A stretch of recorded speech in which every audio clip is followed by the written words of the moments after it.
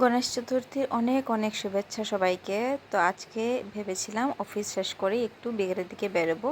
তো অফিস শেষ করে ঘরে গেলাম, কি রেডি হয়ে একটু বেরোলাম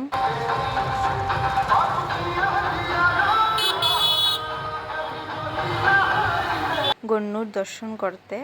আর এখানে আমি ওই রাঙ্গেখাড়িতে গেছিলাম, বিকজ তো সময় ছিল না যে আমি অন্য জায়গায় যেতে পারবো। বাট দেখি যদি 3 দিনে যদি আরও সময় পাই তাহলে আবার যাব অন্য জায়গায়। আর এখানে দেখো গণেশকে এত সুন্দর লাগছিল, এত কিউট লাগছিল না দেখতে, মানে যতই বড় ফিগার হোক না, বানায় অনেক বড় বড় মূর্তি, বাট এতই ছোট বাচ্চার মতোই লাগে একদম গন্নু। তো এখানে অনেক সুন্দর মানে ইয়ে ছিল, আর অনেকটা ভিড়ও ছিল, মানে পুজো পুজো একদম মনে হচ্ছিল যে পুজোই চলে এসছে, এতটা ভিড় ছিল মানুষের।